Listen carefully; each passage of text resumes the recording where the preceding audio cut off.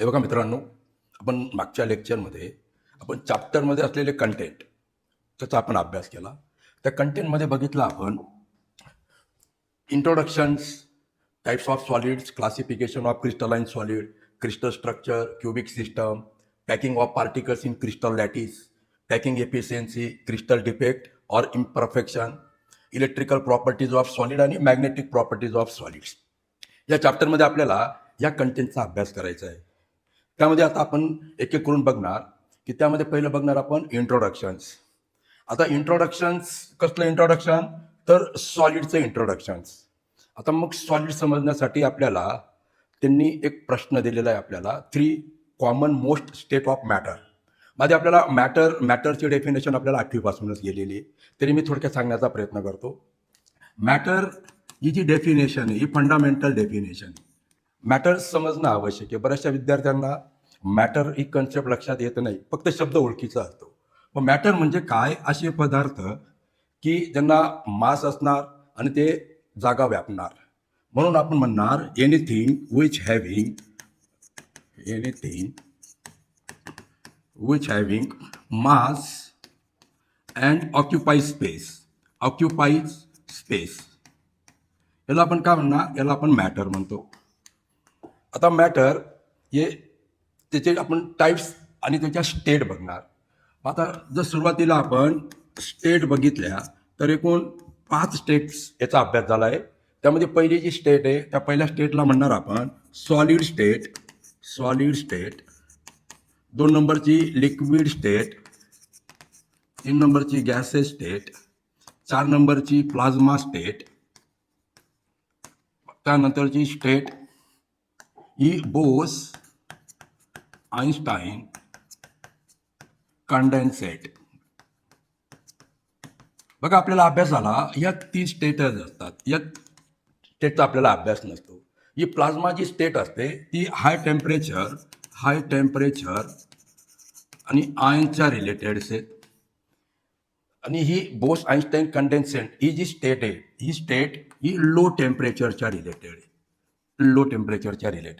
आपल्याला इंटरेस्ट याच्यात नसून आपल्याला इंटरेस्ट या 3 स्टेटमध्ये. मग त्यामध्ये सॉलिड स्टेट, लिक्विड स्टेट आणि गॅसेस स्टेट या मॅटरच्या 3 स्टेट्स आहेत.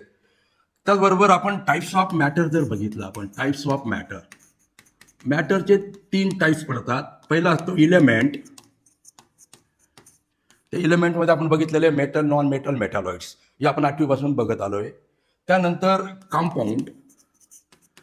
कंपाऊंड्समध्ये आपण बघितलं की ऑर्गॅनिक कंपाऊंड, इनऑर्गॅनिक कंपाऊंड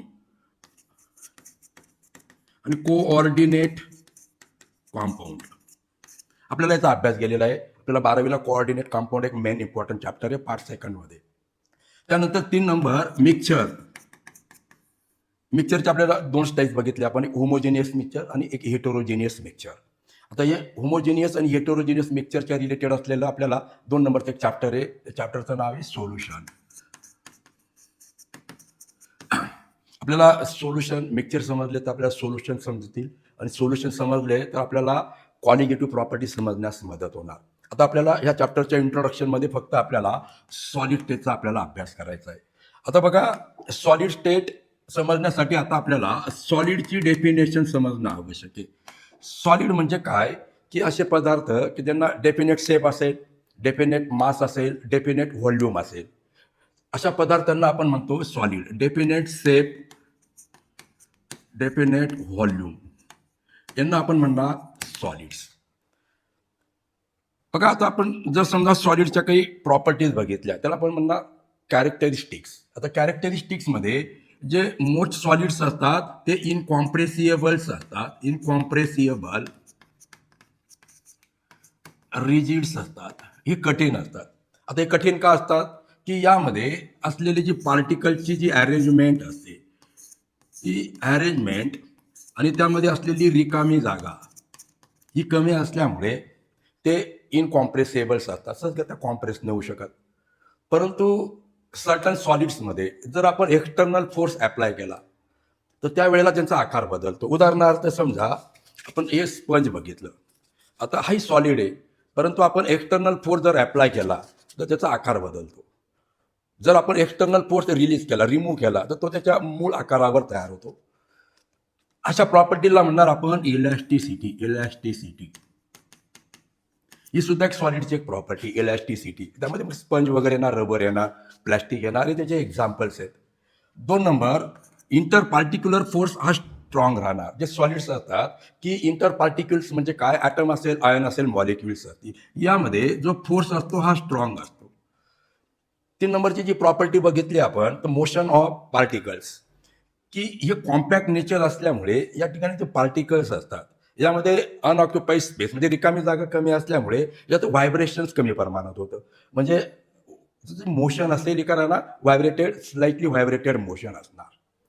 त्यानंतरची जी प्रॉपर्टीज असणार त्यामध्ये बघणार आपण, हे इलेक्ट्रिकचे गुड कंडक्टर असणार, काही बॅड कंडक्टर्स असणार, काही इन्सुलेटर्स असणार. हे झाल्या सॉलिडच्या एक जनरल प्रॉपर्टीज.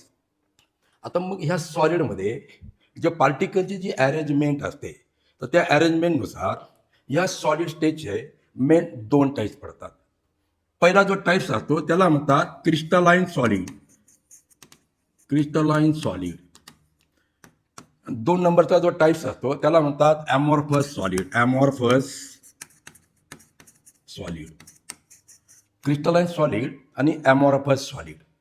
आता हे जे टाईप्स असतात, हे टाईप्स त्यामध्ये असलेल्या पार्टिकलची जी अरेंजमेंट असणार, पार्टिकलच्या अरेंजमेंटनुसार हे त्याचे 2 टाईप्स पडलेले आहेत. मग सुरुवातीला आपण बघणार क्रिस्टलाइन सॉलिड. आता मग क्रिस्टलाइन सॉलिडमध्ये आपण बघितलं डेफिनेट शेप असणार, डेफिनेट व्हॉल्यूम असणार, आपण त्याला म्हणणार क्रिस्टलाइन सॉलिड. आता या क्रिस्टलाइन सॉलिडमध्ये जे पार्टिकल्स असतील, त्या पार्टिकलची जी अरेंजमेंट असणार ही लॉंग रेंज हायली ऑर्डर असणार. आता लॉंग रेंज हायली ऑर्डर असणार म्हणजे काय, की शिस्तबद्ध पद्धतीने त्यामध्ये झालेली अरेंजमेंट, याला म्हणणार आपण लॉंग रेंज ऑर्डर. आणि हा पॅटर्न रिपीटेड होत असतो, रिपीटेड पॅटर्न्स असतो. त्यामुळे याचं जे स्ट्रक्चर असणार हे हायली कॉम्पॅक्ट स्ट्रक्चर्स तयार होणार, म्हणून ते इनकॉम्प्रेसिबल्स असतात. 2 नंबरची जर प्रॉपर्टी बघितली, यामध्ये जे पार्टिकल्स असतील, या पार्टिकलमध्ये जी मोशन असते ती व्हायब्रेशन टाईप असणार आणि ती स्लाइटली असणार.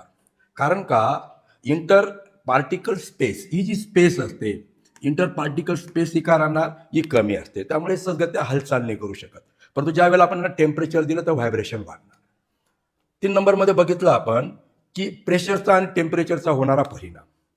जर समजा आपण टेम्परेचर जर वाढवण्यास सुरुवात केली तर हे क्रिस्टल स्लाइटली काय होणार, एक्सपांड, प्रसरण पावतात. उदाहरण आपण बघितले, आपण expansion in linear, expansion of volume हे बघितलेलं आहे आपण. म्हणून जे रेल्वेचे जे रूळ असतात की त्यामध्ये गॅप ठेवला जातो का, की ह्या इन्क्रीजिंग टेम्परेचरमुळे त्याचं एक्सपान्शन होणार लिनियरली, म्हणून त्यामध्ये गॅप ठेवला जातो. 3 नंबरची जर प्रॉपर्टी बघितली, त्या प्रॉपर्टीला म्हणतात ॲनआयसोट्रॉपी. ॲनआयसोट्रॉपी ही क्रिस्टलाइन सॉलिडची एक प्रॉपर्टी आहे, ॲनआयसोट्रॉपी. आता ॲनआयसोट्रॉपी म्हणजे काय, की समजा एखादा सॉलिड असेल, हा सॉलिड असेल, यामध्ये जी पार्टिकलची जी अरेंजमेंट असणार ती लॉंग रेंज ऑर्डर असणार, रिपीटिंग पॅटर्न. जर समजा ह्या सॉलिडची जर डायरेक्शन बदलली, तर डायरेक्शन बदलल्यानंतर त्याच्या प्रॉपर्टीज बदलतात.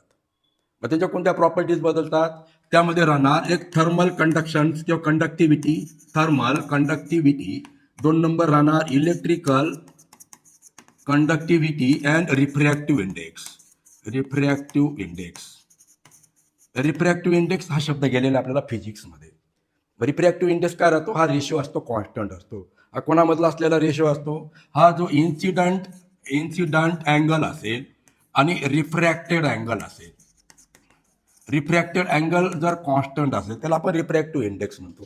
डायरेक्शन बदलली, प्रॉपर्टी बदलते. परंतु यामध्ये एक एक्सेप्शन आहे. एक्सेप्शन कोणतं राहणार, क्युबिक क्रिस्टल. क्युबिक क्रिस्टल हे आयसोट्रॉपिक असतात, आयसोट्रॉपिक. बघा, एंट्रन्सला असा प्रश्न विचारला जातो, क्रिस्टलाइन सॉलिड्स हे अनआयसोट्रॉपिक्स असणार एक्सेप्ट क्युबिक.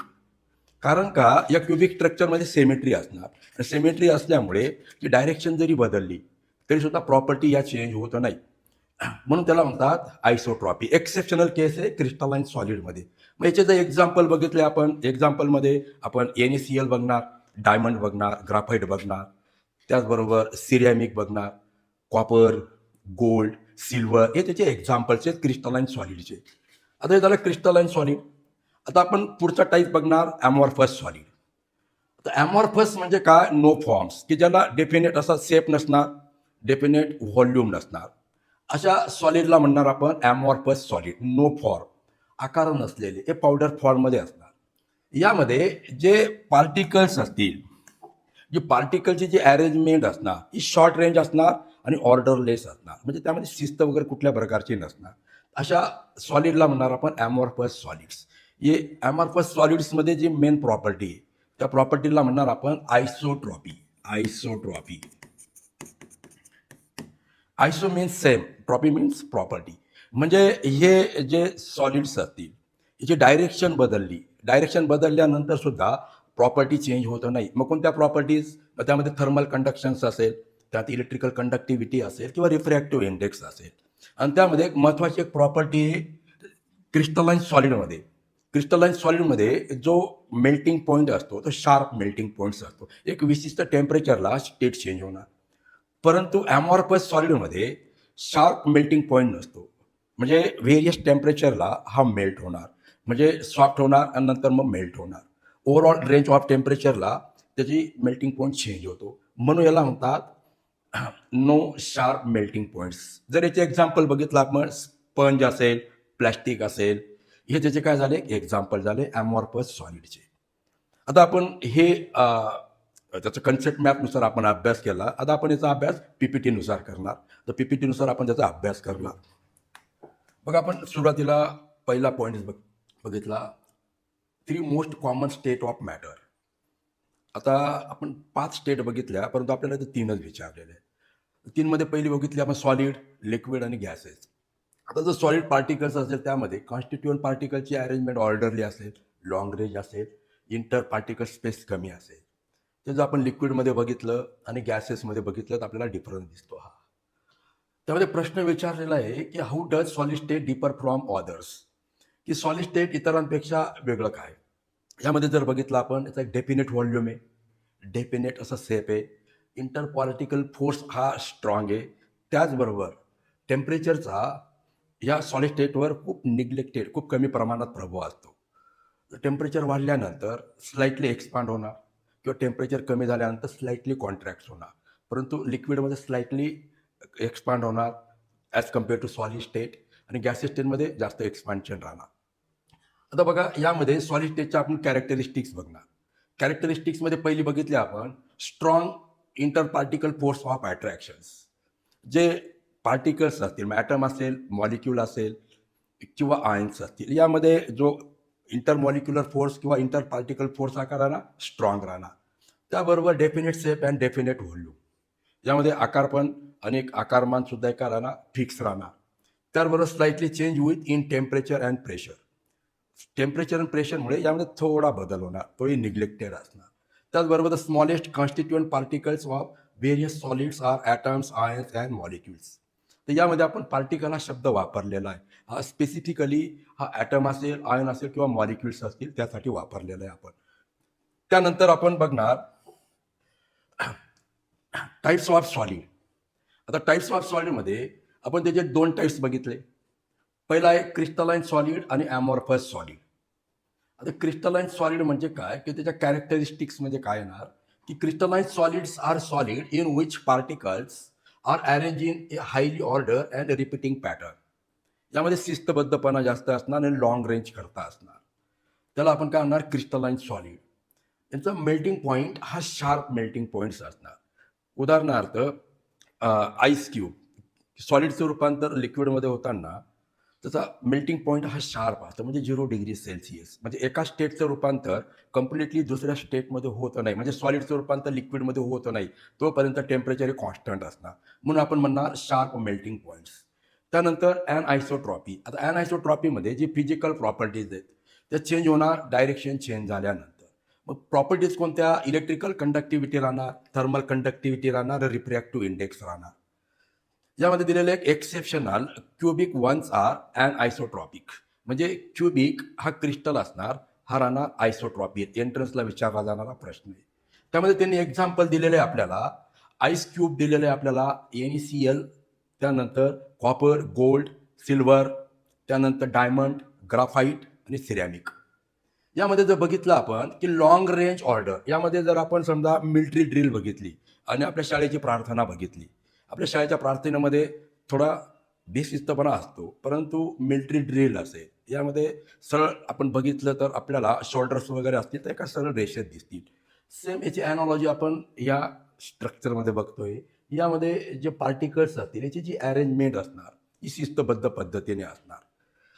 त्यानंतर बघणार आपण बघितणार ॲमॉर्फस, म्हणजे ज्याला आकार नसलेला, विशिष्टाचा आकार नसतो, विशिष्टाचा व्हॉल्यूम नसतो, त्याला आपण म्हणतो ॲमॉर्फस. तर amorphous solids are solid in which particles are arrange in random manner. यामध्ये बेशिस्तपणा जास्त असतो.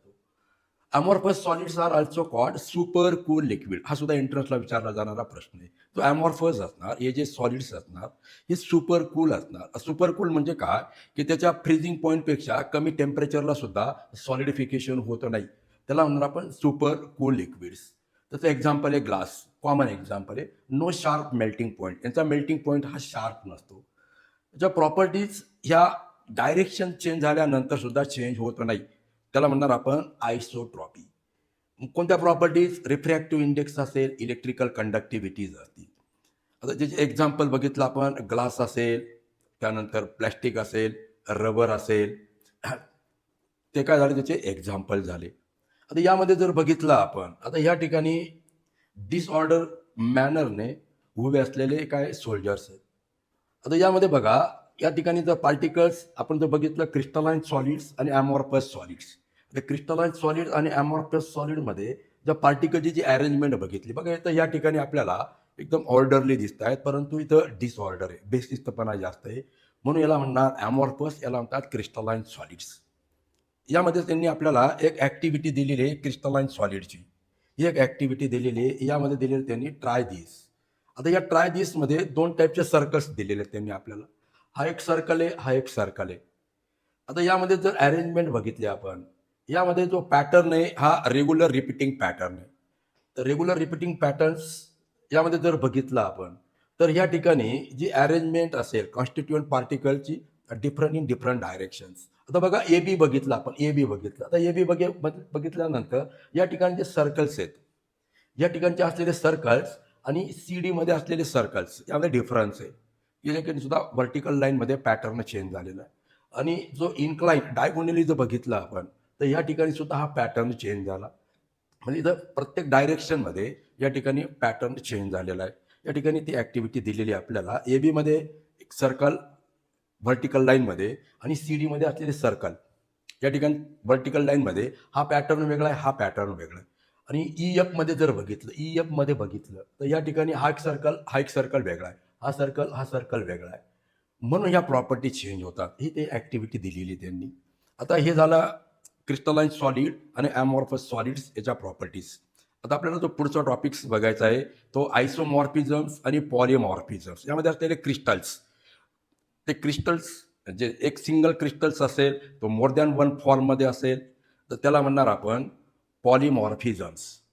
आणि आयसोमॉर्फिझममध्ये डिफरंट क्रिस्टल्स हे same property, same molecular composition show करणार, याला म्हणतात आयसोमॉर्फिझम्स. ते आपण बघणार.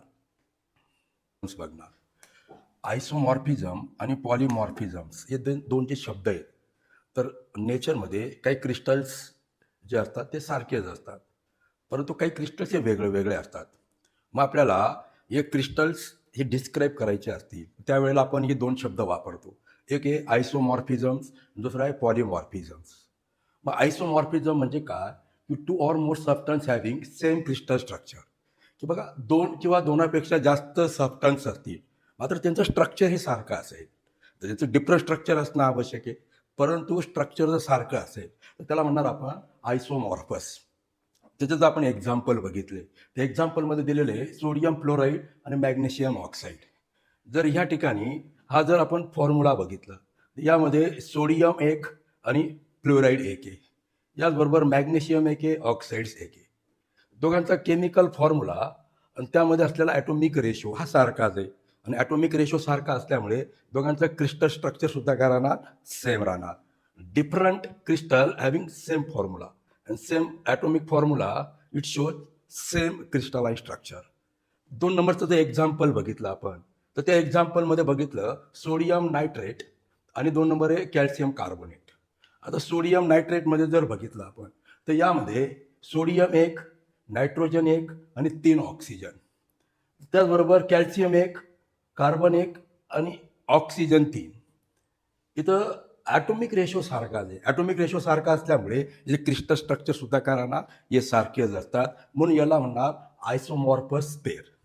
का की same atomic ratio. Atomic ratio सारखा असेल तर डिफरंट क्रिस्टल जरी असतील मात्र त्यांचं स्ट्रक्चर सेम असेल तर त्याला म्हणणार आपण आयसोमॉर्फिझम्स. 2 नंबरचं जर एक्झाम्पल बघितलं आपण 2 नंबरच्या एक्झाम्पलमध्ये पॉलिमॉर्फिझम्स. आता या पॉलिमॉर्फिझममध्ये जर बघितलं आपण the single substance that exist in 2 or more forms. म्हणजे एकच सबस्टन्स असेल की तो निसर्गामध्ये एकापेक्षा जास्त रूपात आढळत असेल तर त्याला म्हणणार आपण पॉलिमॉर्फिझम्स. आता हे पॉलिमॉर्फिझम्स हे वेगळ्या वेगळ्या कंडिशन्समध्ये तयार होतात. त्यामध्ये जर आपण एक्झाम्पल बघितले तिथं कॅल्साइट आहे आणि aragonite are 2 forms of calcium carbonate. आता हे कॅल्शियम कार्बोनेटचे हे 2 फॉर्म्स आहेत. निसर्गामध्ये कॅल्शियम कार्बोनेट एकापेक्षा जास्त रूपात आढळतो. एकच क्रिस्टल सबस्टन्स एक पण तो जास्त रूपात आढळतो त्याला म्हणतात पॉलिमॉर्फिझम्स. त्यामध्ये 2 नंबर एक्झाम्पल दिलेले आहे हे सिलिकॉचे हे पॉलिमॉर्फिझम्स डिफरंट फॉर्म्स. त्यामध्ये दिलेले अल्फा कॉर्ड्स, बीटा कॉर्ड्स आणि cristobalites are 3 several forms of silica. त्यानंतर एक त्यांनी आपल्याला एक डेफिनेशन दिलेले ॲलोट्रॉपी. जर समजा इलेमेंट्समध्ये जर डिफरंट फॉर्म्स असतील पॉलिमॉर्फिझम्स हे इलेमेंट्समध्ये असतील तर त्याला म्हणणार आपण ॲलोट्रॉपी. ॲलोट्रॉपी एक प्रॉपर्टी इलेमेंटची एक प्रॉपर्टी आहे. काही इलेमेंट्स निसर्गामध्ये एकापेक्षा जास्त रूपात आढळतात. त्यांच्या chemical properties near about similar असतात परंतु फिजिकल प्रॉपर्टीज या डिफरंट असतात. तर त्यामध्ये त्यांनी एक्झाम्पल दिले आपल्याला डायमंड, ग्राफाईट आणि फुलेरेट. ॲक्च्युली कार्बनचे मेन 2 ॲलोट्रॉप्स असतात. एक क्रिस्टलाइन ॲलोट्रॉप्स असतो, एक ॲमॉर्फस ॲलोट्रॉप्स असतो. मग क्रिस्टलाइन ॲलोट्रॉप्सचे आपण बघितलं डायमंड, ग्राफाईट, फुलेरेट हे प्युअर सबस्टन्सचे सर्व कार्बनपासूनच तयार झालेले असतात. 2 नंबरमध्ये ॲमॉर्फसमध्ये बघितलं आपण तर त्यामध्ये कोक असेल, चारकोल असेल, कोक असेल हे ॲमॉर्फस सॉलिडचे एक्झाम्पल्स आहेत. हे ॲलोट्रॉप्स आपण त्यामध्ये बघितलं. आता यामध्ये जर बघितलं आपण तर 3 पॉलिमॉर्फिझम बघितले आपण कोणाचे हे सिलिकाचे. यामध्ये अल्फा कॉर्ड्स आहे, बीटा कॉर्ड्स आहे आणि क्रिस्टोलोबॅलाइट्स आहेत. तिघही सिलिकापासूनच तयार झालेले आहेत परंतु त्याचे फॉर्म्स वेगळे वेगळे असतात, फिजिकल प्रॉपर्टीज वेगळ्या वेगळ्या असतात. त्याला म्हणतात पॉलिमॉर्फिझम्स. आता बघा हा टॉपिक झाला आपण टाईप्स ऑफ क्रिस्टलाइन सॉलिड्स. ठीक आहे. तो मित्रांनो आपण पुढच्या टॉपिक्समध्ये बघणार क्लासिफिकेशन ऑफ क्रिस्टलाइन सॉलिड.